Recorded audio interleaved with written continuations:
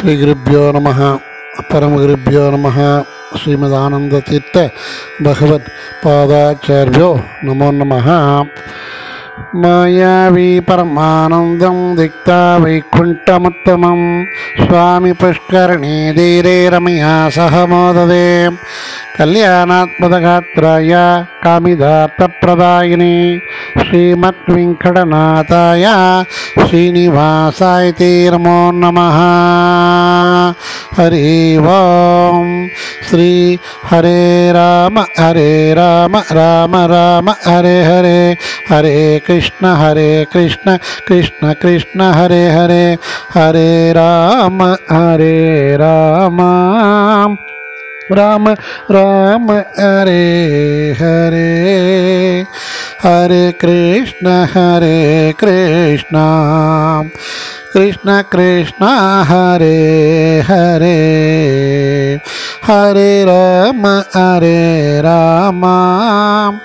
राम राम हरे हरे हरे कृष्ण कृष्ण कृष्ण हरे हरे हरि ओम श्री गुरुभ्यो नमः। அனைவருக்கும் வணக்கங்கள். இந்த பதிவில் மார்கழி மாதத்தை பற்றிய சில விஷயங்களை நாம் பார்க்க போகிறோம். பனி மழையுடன் இசை மழையும் பொழிந்திடும் மாதம் மார்கழி. வண்ண கோலங்களும் வர்ண ஜாலங்களும் காட்டிடும் மாதம் மார்கழி. கோதை கீதங்கள் கண்ணன் ராகங்களும் கண்டதும் இந்த மார்கழி மாதம். அப்படிப்பட்ட மார்கழியை பற்றிய சில விஷயங்களை நாம் இந்த பதிவில் பார்க்க போகிறோம். அதற்கு முன்பாக இந்த சேனலை இதுவரை சப்ஸ்கிரைப் செய்யாதவர்கள் சப்ஸ்கிரைப் செய்து மற்றவர்களுக்கும் ஷேர் செய்ய வேண்டுமாய் கேட்டுக்கொள்ளும் JRBPL ரகோத்தமாச்சார். ஓம் நமோ நாராயணாய வித்மஹே வாசுதேவாய தீமஹி தன்னோ விஷ்ணு பிரசோதயாத். ஏகோ விஷ்ணு மகத்பூதம் கிருதக்பூதாம் இனேகஜः த்ரீலோகான் வியாபிய பூத்தாத்மா பூபதே விஸ்வபுக்கு ஹவியா என்று சொல்லக்கூடிய ஸ்ரீ கிருஷ்ணனை குறித்து சொல்லக்கூடிய ஆண்டாள் கிருஷ்ணனை குறித்து பாவை நோன்பு இருந்த மாதம் மார்கழி மாதம். மாதத்தின் ஒவ்வொரு மாதத்திற்கும் ஒரு சிறப்புண்டு. ஒரு வருடத்திற்கு 12 மாதங்கள், சித்திரை முதல் மாதங்கள். அப்படி 12 மாதத்தில் ஒவ்வொரு மாதத்திற்கும் ஒரு சிறப்பு உண்டு. அதில் பார்த்தோம்னா மிக உயர்வானதாக கருதப்படும் மாதம் எது என்று சொன்னால் மார்கழி மாதம். ஏன் என்று சொன்னால் இறை வழிபாட்டிற்காகவே உண்டான மாதம் மார்கழி மாதம். மற்ற மாதங்களில் நாம் ஒரு நாளோ 2 நாளோ கோயிலுக்கு போகலாம், போகாமல் இருக்கலாம். ஆனால் இந்த மார்கழி மாதத்தை 30 நாளும் இறைவனுக்காகவே உண்டான ஒரு மாதம் இந்த மார்கழி மாதம் என்று சொல்கிறார்கள். மார்கழி மாதத்தை தேவர் மாதம் அப்படின்னும் தனுர்மாசம் அப்படின்னும் சொல்கிறாங்க. அதனால தான் கண்ணனே சொல்கிறார், கீதையில் உபதேசம் அர்ஜுனனுக்கு பண்ணும்போது சொல்கிறார், மாதங்களில் நான் மார்கழியாக இருக்கிறேன் அப்படின்னு கண்ணன் சொல்கிறார். இந்த மாதம் என்பது உயிர்ப்பு இல்லாத ஒரு மாதம் என்பதால் இந்த மாதத்தில் திருமணம் மற்றும் கிரகப்பிரவேசங்கள் செய்ய மாட்டாங்க. விதை விதைப்பது போன்ற பணிகளையும் இந்த மாதத்தில் தவிர்ப்பார்கள். இந்த மாதம் என்பது நம்மளை மட்டுமல்லங்க, நம்முடைய ஆத்மாவையும் எழுப்பக்கூடிய மாதம் என்பதால் தான் காலையிலே அதிகாலையில், அதாவது பிரம்ம முகூர்த்தம் அப்படின்னு சொல்லுவாங்க. பிரம்ம முகூர்த்தம் அப்படின்னா என்ன? காலையில் 4:30 டு 4:30லிருந்து 6 வரைக்கும், 4:30 மணி முதல் 6 மணி வரைக்கும் பிரம்ம முகூர்த்தம் ஒரு முகூர்த்தம். அந்த முகூர்த்தத்தில் எழுந்து, அதிகாலையில் எழுந்து நீராடி அவர்களுடைய நெற்றிக்குறிகளை வைத்து கொண்டு திருப்பாவை, திருமம்பாவை, திருப்பள்ளி எழுச்சி போன்றவற்றை பாராயணம் செய்வார்கள். ஏன் அப்படின்னு கேட்டால், இந்த மாதத்தில் ஓசோன் என்பது பூமிக்கு அருகாமையில் இருக்கக்கூடிய மாதம்.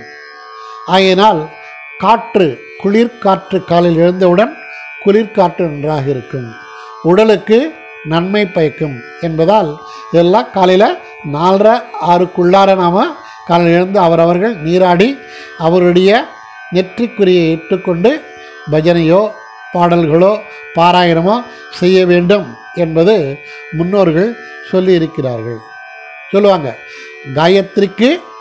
காயத்ரி மந்திரம் சொல்கிறேன் இல்லையா, காயத்ரிக்கு மிஞ்சிய மந்திரம் இல்லை, ஏகாதசிக்கு மிஞ்சிய விரதமும் இல்லை என்பது ஒரு பழமொழி. புரியுதுங்களா? அதனால தான் ஏகாதசி என்று சொல்லும்போது இந்த மாதத்தில் வரக்கூடிய வைகுண்ட ஏகாதசி மிகவும் பிரசித்தியான ஒன்று. ஸ்ரீரங்கத்தில் அரங்கநாதனுக்கும் எங்கெல்லாம் வைஷ்ணவ கோயில்கள் இருக்கோ அங்கெல்லாம் வைகுண்ட ஏகாதசி முடிந்தவுடன் என்ன செய்வாங்க? சொர்க்கவாசல் திறக்கப்படும். அந்த கோவிலுக்கு போய் சொர்க்கவாசல் வழியாக நம்ம வந்தோம் சொன்னால் நமக்கு சொர்க்கத்தை அடைந்த ஒரு நிம்மதியும் சொர்க்கத்தின் பலனும் கிடைக்கும் என்பதால் இந்த மார்கழி மாதத்தில் வரக்கூடிய ஏகாதசிக்கு வைகுண்ட ஏகாதசி அப்படின்னு ஒரு பெயர் சொல்கிறாங்க. இந்த மாதத்தில் தான் மிருகசீர்ஷ நட்சத்திரம்னு ஒரு நட்சத்திரம், இனி பௌர்ணமிக்கு அடுத்து மிருகசீர்ஷ நட்சத்திரம் வருது இல்லையா, அந்த மிருகசீர்ஷ நட்சத்திரத்தில் தான் மார்க்கண்டேயர் பிறந்தார். மார்க்கண்டேயர்னு யார்? என்றும் 16 சிரஞ்சீவியின் பேர் மார்க்கண்டேயர். அதனால தான் சொல்கிறாங்க, எல்லாருமே சிரஞ்சீவியாக இருன்னு சொல்கிறோம். விபீஷணன், ஆஞ்சநேயர், பரசுராமர், வேதவியாசர் இவங்களாம் சிரஞ்சீவியாக இருக்கக்கூடியவர்கள்.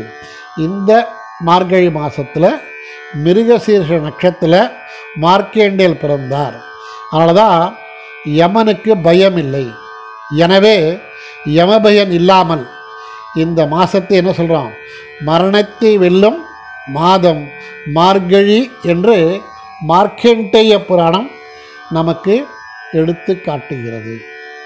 எனவே தான் இந்த மாதத்தில் மிருத்யுஞ்சய ஹோமம், அது மட்டும் இல்லை, யாகங்கள் யஜ்யங்கள் செய்தோம் என்று சொன்னால் நமக்கு பூர்ண பலம் கிடைக்கும் என்று முன்னோர்கள் சொல்லியிருக்கிறார்கள்.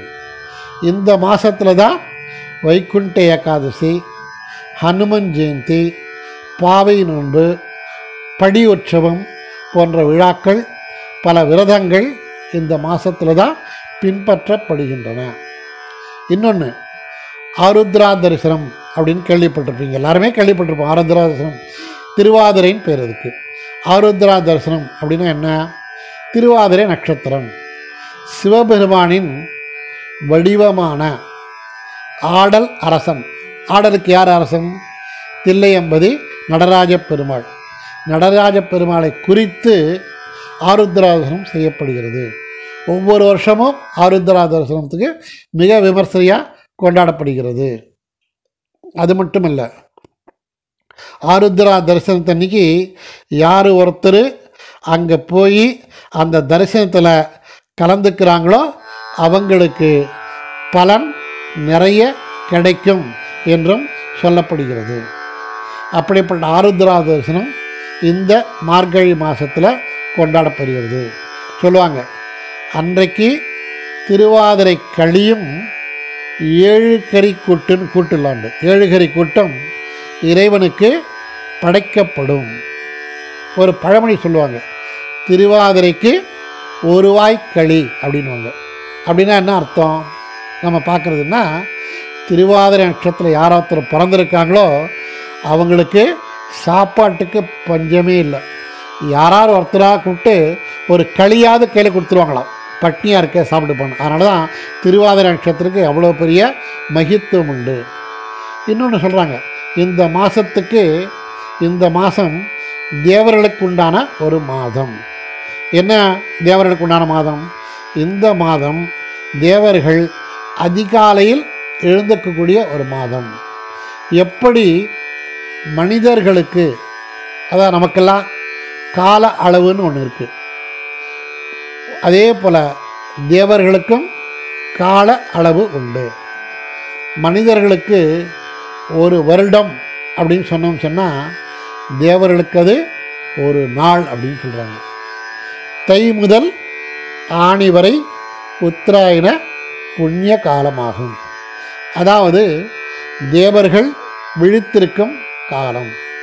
எனவேதான் மார்கழி மாதம் தேவர்களுக்கு வைகறை பொழுதை போன்றது அப்படின்னு பெரியவங்கள்லாம் சொல்கிறாங்க. தை மாதம் தொடங்கி ஆணி மாதம் வரை தேவர்களுக்கு பகல் ஒரு பொழுதாகவும், ஆடி முதல் மார்கழி வரை இரவு பொழுதாகவும் அமைகிறது அப்படிங்கிறத நம்ம பஞ்சாங்கத்தில் பார்க்குறோம். இந்த மாதத்தில் தனுர் ராசியில் குருவின் வீட்டில் சூரியன் குடியேறுகிறான். சூரியன் இடமிருந்து வருகின்ற ஓசோனின் தாக்கம் விஷ்ணு சொல்லுங்களா, அது மார்கழி அதிகாலையில் ரொம்ப அதிகமாக இருக்கும். அதனால தான் அதிகாலையிலே எழுந்து குளித்து பாராயணம் செய்தோம் என்று சொன்னால் மிகவும் நல்லது. இறை வழிபாட்டிற்கு மிகுந்த நேரம் அதிகாலை நேரம். அது மட்டும் இல்லை, இந்த மாதத்தில் பல புராதன நிகழ்வுகள் நடந்து இருக்கிறது. அதுக்கு ஒரு அத்தாரிட்டி என்ன சொல்கிறேன் அப்படின்னா, இந்த மார்கழி மாதத்தில் தான் மகாபாரத யுத்தம் நடந்ததாக இதிகாசம் நமக்கு தெரிவிக்கிறது. திருப்பார்கடலில் தேவர்களும் ராட்சசர்களும் அமுதத்தை கடையிறாங்க இல்லையா திருப்பார்கடலை. அப்படி கடையப்படும் போது முதல்ல விஷம் வருது. அந்த விஷம் வந்தோன்னே நாங்கள் எல்லோரும் இறந்துடுவாங்க. ஆனால் மக்களை காப்பாற்ற வேண்டும் என்பதற்காக முதல்ல வரக்கூடிய விஷத்தை சிவபெருமான் தானே உட்கொள்ளுகிறார். அதனை உட்கொண்டு தேவர்களையும் மக்களையும் காப்பாற்றியதும் இந்த மார்கழி மாதம் என்று சொல்லப்படுகிறது. அது மட்டும் இல்லை, இந்திரனுக்கு ஒரு கோபம் வந்து என்ன பண்ணுறான், நாடு பூரா வெள்ளம் உருவாக்கப்படுகிறது. இந்திர பகவானால் நாடு பூரா வெள்ளம் உருவாக்கப்பட்டு எங்கே பார்த்தாலும் ஒரே வெள்ள அபாயம். இப்போ சொல்கிறேன் இல்லையா, அது மாதிரி வெள்ள அபாயம் ஓடிட்டு இருக்கும்போது கோகுலத்தில் பசுக்கள் மனிதர்கள் எல்லாம் ஒரே அவஸ்தைப்படுறாங்க, துன்பப்படுறாங்க. அந்த வெள்ளத்தில் சிக்கி தவிக்கும்போது எல்லாரும் யாரை வேண்டுறாங்க? பகவான் கிருஷ்ணனை வேண்டுகிறார்கள்.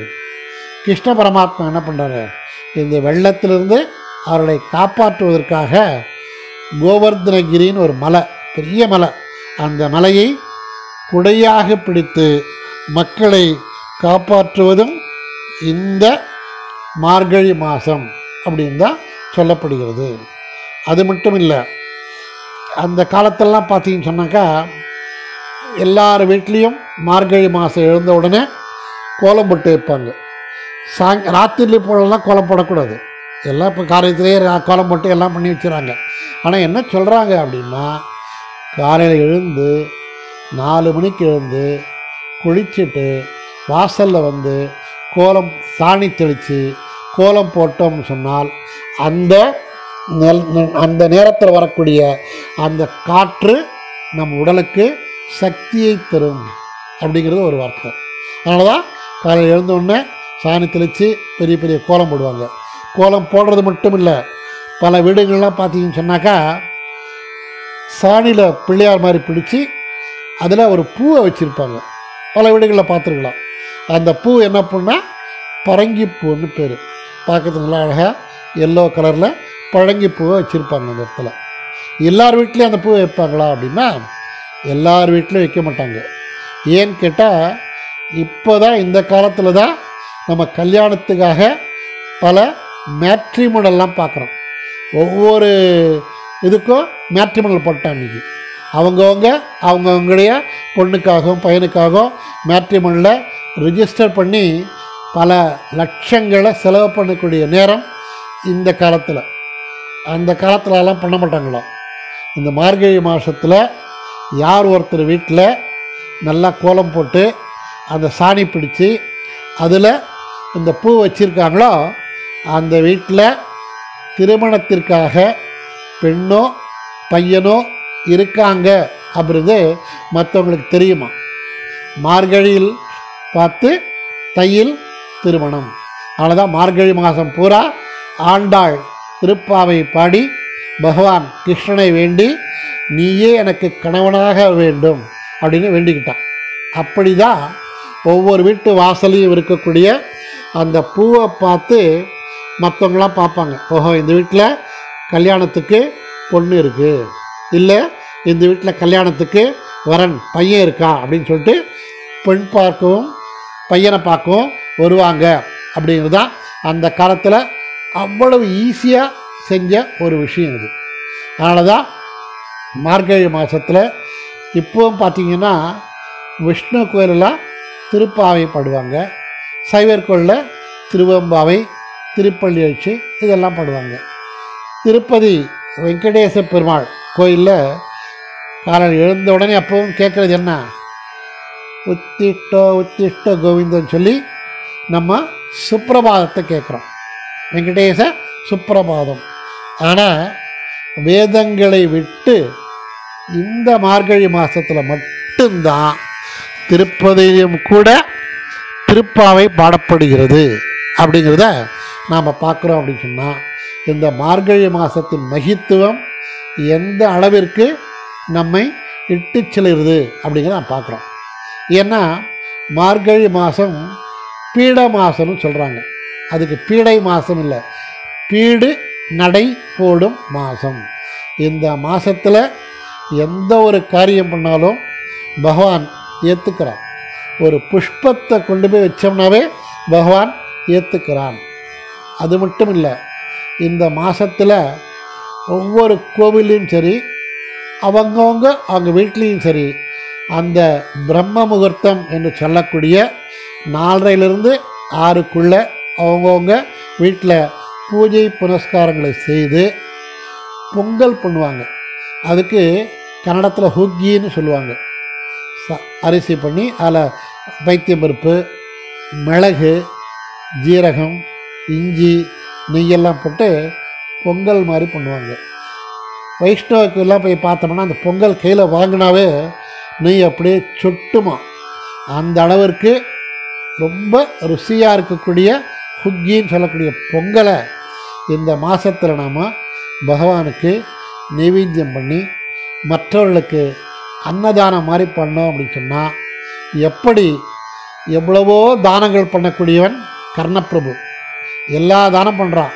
கவச்ச குண்டலங்களையே அறுத்து அப்படியே கொடுத்துட்றான்.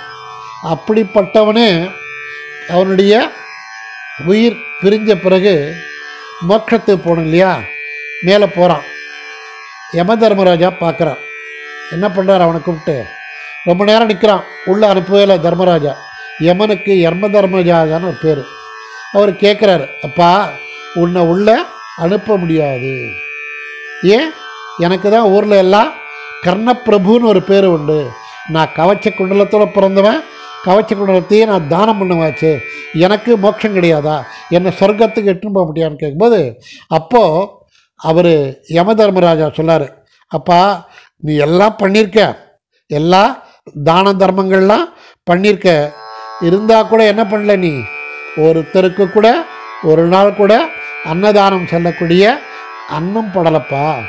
யார் ஒருத்தர் பசி தீர அன்னம் இடுகிறார்களோ அவர்களுக்கு இங்கே இடம் உண்டுன்னு அப்படி சொல்லக்கூடிய விஷயம் அன்னதானத்தில் முக்கியமானது. அப்படிப்பட்ட அன்னதானத்தில் இந்த மாதத்தில் அவங்கவுங்க யதாசக்தி பண்ணோம்னு சொன்னால் நமக்கு நிச்சயமாக வைகுண்டத்தில் இடம் கிடைக்கும். அதனால தான் வைகுண்ட ஏகாதசி அன்னைக்கு உபவாசம் இருந்து துவாதசியில் பாரணைன்னு சொல்லுவாங்க. காலையில் பாரணை பண்ணுறதுக்கு முன்னாடி சொர்க்க வாசலில் போயிட்டு வந்தோம்னு சொன்னால் நமக்கு சொர்க்கம் நிச்சயம் உண்டு என்பதை காட்டக்கூடிய ஒரு மாதம் எது அப்படின்னு சொன்னால் இந்த மார்கழி மாதம். அதனால்தான் வீட்டில் இருக்கக்கூடிய கன்னிப் பெண்களுக்கு திருமணம் ஆக வேண்டும் என்று சொன்னால் இந்த மார்கழி மாதத்தில் அதிகாலையில் எழுந்து பகவானை பிரார்த்தனை செய்து அவர்களுக்கு தெரிந்த தோத்திரங்களை சொல்லி பகவானை வேண்டினால் நிச்சயம் திருமணம் கைகூடும். அதேபோல் கல்யாணம் ஆகாத இளைஞர்களுக்கும் பகவானை பிரார்த்தனை செய்தார் என்று சொன்னால் இந்த மார்கழி மாதத்தில் எப்படி ஆண்டாளுக்கு இறைவனே வந்தானோ அதேபோல் ஒவ்வொருவருக்கும் ஆண்டாளுக்கு இறைவனைப் போல கன்னிப்பெண்களுக்கு நல்ல வரணும், வரனுக்கு பெருமாளுக்கு லக்ஷ்மியைப் போல ஒரு வரனுக்கு அழகான லக்ஷ்மியும் வருவாள் என்பதில் சந்தேகமில்லை என்று சொல்லி இந்த மார்கழி மாதத்தை 30 நாளும் கொண்டாடக்கூடிய ஒரு மாதமாக நாம் பார்க்கிறோம். அப்படிப்பட்ட மார்கழி மாதத்தில் அனைவரும் பகவானை பிரார்த்தித்து அவனுடைய பாதார விந்தத்தை அடைந்து மர்மணோபிட்டத்தை அடைவோமாக என்று சொல்லி மங்களம் கோச்சலேந்திராய மகனீய குணாப்தயே சக்கரவர்த்தி யனூதாய சார்வபௌமாய மங்களம் ஸ்ரீய காந்தாய கல்யாண நிதயேத்தினாம் ஸ்ரீவெங்கட நிவாசாய ஸ்ரீனிவாசாய மங்களம் மங்களம் மங்களம் அப்படின்னு சொல்லி இந்த பதிவை நாம் இத்தோடு முடித்து கொள்கிறோம்.